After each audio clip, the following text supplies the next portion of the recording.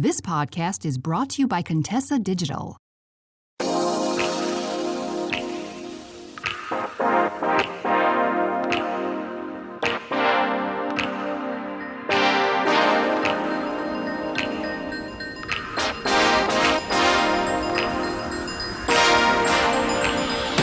it comes to dating, I think that looking back on my past, the biggest mistake that I made when I was single was also accidentally the smartest decision I made. And that was when I was in my early 20s, I was not dating intentionally. And what I mean by that is, yes, I figured I would get married someday. I grew up with married parents. I grew up surrounded by married couples. Marriage was just a very normalized thing for me growing up. So I always figured, yeah, eventually it'll happen for me. And because of that, in my early 20s, I just wanted to have a good time, right? I went on different dates. I met different types of people. Guys would ask me out, and, I would pretty much just be like, yeah, sure. Let me see what this person is like. What do I have to lose? And on one hand, it was not my smartest decision, to have this attitude that just, yeah, whatever, even if it's a bad date, even if I can tell this person's not compatible with me, at least I'll get a free dinner out of it, right? Because having that attitude, being so open to going out with pretty much anyone, led to some very trash experiences, right? It led to some very awful dates. It led to men who most definitely wasted my time. And that was the downside. Now, the reason why it ended up being a smart decision for me is because I ended up becoming a dating coach. So now when I work with women, I can be very open-minded and non-judgmental because pretty much anything that you throw at me, I've experienced it, right? So I don't want to say there's nothing a client can say to me that would shock me, because I'm sure there's something, but so far it has not happened. So far, I have not had an experience that caught me off guard or has shocked me, because I've been through the ringer myself, right? But also, when I got to the point where I grew up a little bit and realized that I was being ridiculous, my past experiences, the previous ones up to that point, made me very intentional about trying to find the right partner, about being with the right person, because, I got to a point where I was fed up. And it's actually why I not only don't judge my clients when they're in that kind of F around phase, because as you know, when you F around, you will find out. And sometimes I need my clients to have that moment. I need them to get that clarity that because they previously were not willing to do the work to be intentional about dating, that they need to have a find out moment so that they can then get the discipline, get the intentionality that they need in order to attract that healthy relationship that obviously they want because they're working with me. So that's what I wanted to talk about, is what it means to be intentional about dating. Welcome to Confidently Cherished. My name is Keshia Rice. I am a dating coach and hypnotherapist. I help ambitious women learn how to heal from their unhealthy relationship patterns and attract satisfying, loving, cherished relationships. So we're going to talk about the things that happen when you are dating with intention. And I want to be clear that this intention is an intention that you set for yourself. So for most women in society, that means marriage, right? This could also be, you have an Oprah and Stedman type situation in marriage or not marriage. You may want to be in a relationship where you are looking for just a husband. You may be looking for both a husband and the father to your future children. Or if you're a single mother, the stepfather to your current children. So before you get intentional on dating, you need to be clear on what that intent is. What type of relationship do you want? What are your ideas about timelines? How long do you think you need to get to know someone before deciding whether or not you're ready to marry them? What does a healthy relationship, healthy marriage look like to you? You need to know those things first, because dating is not one of those things. And again, I can tell you from experience, dating is not one of those things where you just, go out into the world, jump in, and hope you figure it out. Now, that phase that I had in my early 20s did help me get clearer. It helped me really decide, after, again, dating different types of men, like, okay, yeah, these are the qualities that I like. These are the qualities that I don't like. These are the must-haves. These are the nice-to-haves. These are the things that dating this type of person taught me that I can tolerate, even if I don't prefer it. And these are the things that, like, I absolutely cannot handle in a relationship. So, again, to that point, I do think that women should have a period in their life where they're much more open-minded about dating, where they have less of a type and are more willing to get to know a variety of people. I think if you are a younger woman, or if you have been off the dating market for a while and you are hopping back in, so I'm talking to my women who are divorced, you were in a long marriage and now you are getting back into the dating pool and you see that pool has changed a little bit, then yes, having a period of time that is kind of an exploration time is a great idea. But talking about being intentional about dating, I also don't think that this period should last indefinitely. You should set a time. I would say if you're 19, 20, 21, 22, you know what I mean, the very early 20s, give yourself a year to do that.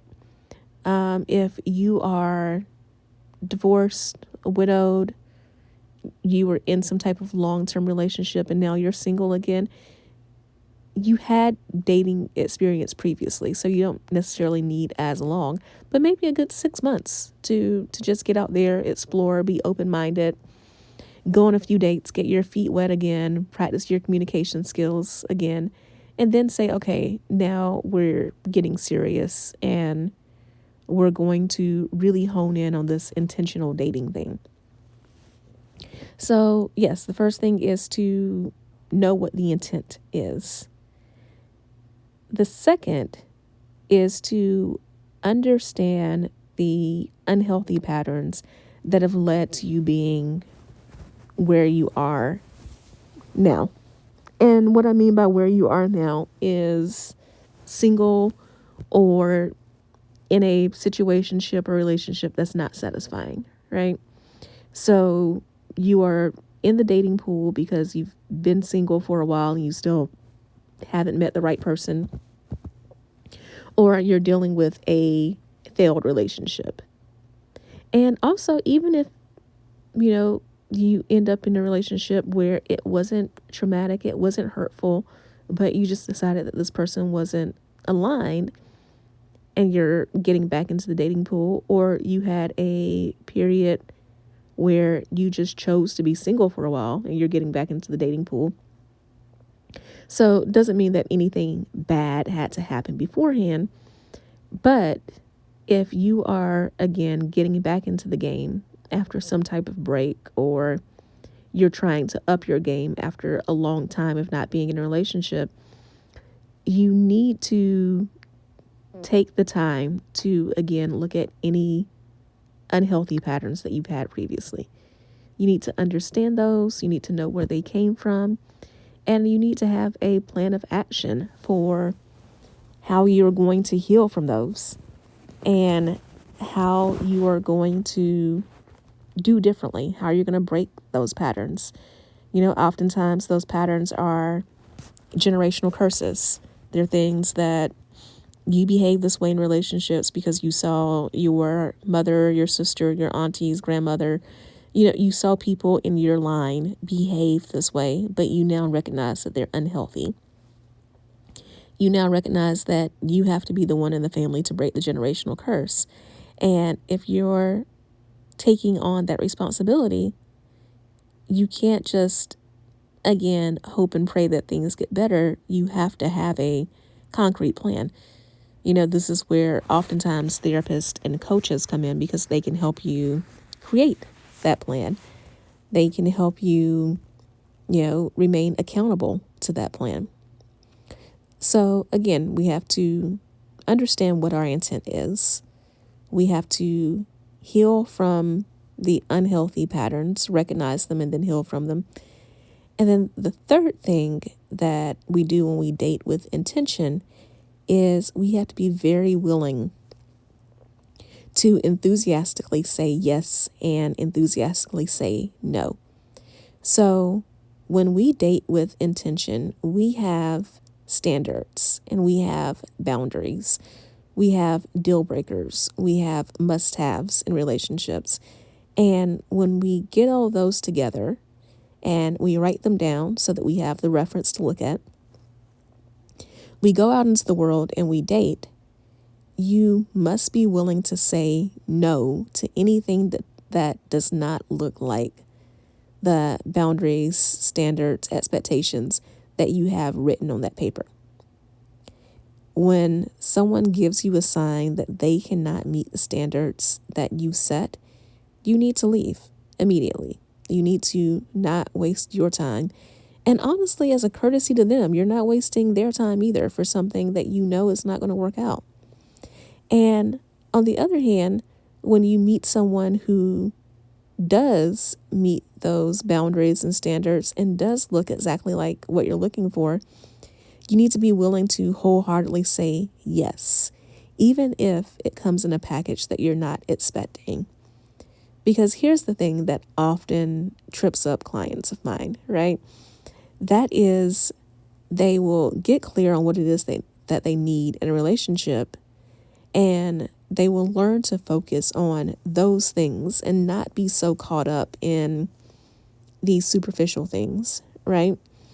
And when they do that, they may meet someone who does not match the original picture that they had in their head.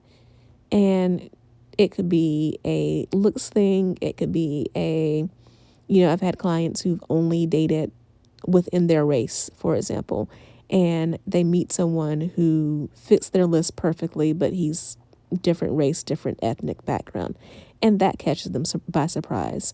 Or they wanted to meet someone who is responsible, financially stable, able to take care of a family, and they had an idea of what a man like that would look like.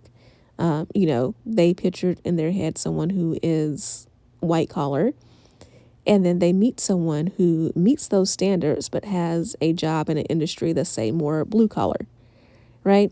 Whatever the difference is, I will see women hesitate because it's not what they're used to. And my response to that is, doing what you used to, how did that work for you in the past, right? So part of this being intentional and holding on to what we want is remembering that it's not just that we hold on to everything that we want, every little whim, is that we hold on to the things that are important. You have to know what factors you need to have a firm grip over and what factors that at the end of the day, they really don't matter. So when we're talking about dating with intention, it also means knowing your worth. And I often hate talking about this because it sounds very cliche. And I know that even when I said that phrase, there's a chance that you may have rolled your eyes, right? Because that's what all dating coaches say. That's what all femininity coaches say. That's what all female motivational speakers say, right? It's so important to know your worth. If you've ever started a business, especially an online one, then you've had a business coach who tells you, you are so valuable. You need to know your worth and charge your worth, right? And it's cliche and it's said so often because it's true. Here's the thing. If you truly believe that you are priceless, if you truly know that you bring a lot of value to the people in your life, then you don't settle. You won't settle for anything that is below the standards that you've set for yourself. If you truly know your worth, then you are not afraid to walk away from situations that don't serve you. You are not willing to waste your time hoping and praying that someone may one day, a decade or so in the future, meet their potential. When you know your worth, you're not dating for potential. You're dating for what's there, for what you see in front of you. And if that person can't meet the standard, it's nothing personal. They can still be a good person, and they can be the right person for someone else, but it's not a situation for you. Dating with intention means understanding that you need to trust the process. And that's the one that I really want to leave you with, because we live in such a microwave society where people are always in a rush to get things. And yeah, it can seem unfair because there are people who meet their soulmates when they're like 5 years old, right? And they start dating that person in high school and then through college, and they marry that person, live happily ever after. And, the two people die together when they're in their 90s. And it's the sweetest love story ever. Being honest, being real, there are also women out there who are not going to meet their soulmate until they're in their 40s or 50s or maybe beyond. And even in those cases, while people will look at that and be like, oh, that's so sad, I believe that God's timing is always for a reason, right? And because of that, even those women will still at the end of their life be happy and fulfilled, and that's what matters. Talking about cliches, I was going to say, it doesn't matter how you start the race, is how you finish it. And I'm really trying not to sound like a sappy rom-com in this episode. But yes, it really matters when you look back over the course of your life. Like, how satisfied are you at the end? So it's understanding to trust the process, to also allow dating and getting to know people to be fun, to be curious, to not take it personally when someone doesn't align with you. There are 7 billion people on this planet. I can guarantee that a lot of them are not going to align with you. And rather than take it personally, the best thing you can do is say, well, okay, I had this opportunity to meet someone, maybe meet someone interesting, to practice my discernment, to see how long it took me to notice the red flags, to see how long it took me to leave after noticing the red flags, to gain more clarity on what I do want and don't want in a relationship.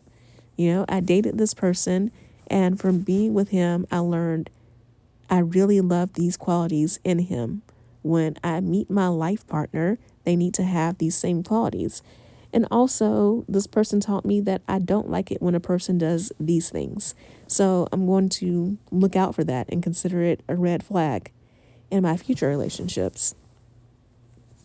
So I want you to understand that dating with intention is not hard, but at the same time, it does require some discipline. And while that doesn't seem like the most fun thing in the world, let me tell you from experience, dating without intention was not the most fun thing in the world. Dating without intention led to a lot of unhealthy and miserable experiences that I would never want to repeat. So, making the decision to be intentional about your dating and your relationships is one of the best forms of self-care that I can think of. And because it also teaches you to be that way, not just in your romantic relationships, but when I got really intentional about finding the right life partner for me and getting married and all that, I found myself being more intentional about my friendships as well and all my other relationships, and really focusing on holding on tighter to the people who served me, who made my life better, and being so much more willing to let go of the people who didn't, and being able to let go in love, not in resentment, hatred, bitterness, or any of that, but just understanding, okay, this person was put in my life for a reason, and now that reason and that season is up. So let me know, how do you plan on being more intentional about your dating in the future? Feel free to message me on social media. I'm at Keshia Rice on Instagram, on TikTok, and on YouTube. So that's Keshia Rice, Rice. And again, let me know how you plan on being more intentional. Love you. Talk to you soon. Hey there. So you made it all the way to the end of the episode, which means I have two things to say. One, thank you so much. I truly appreciate it. And two, you like me. You really like me. So I would appreciate it if you would show that like by subscribing to this podcast so that more people can hear about it and enjoy it as much as you do. And if you want to know more about any of the links that I mentioned on this episode or any guests that I've had, be sure to go to KeshiaRice.com/links. That's KeshiaRice.com/links. I can't wait to talk to you again in the next episode. So see you then.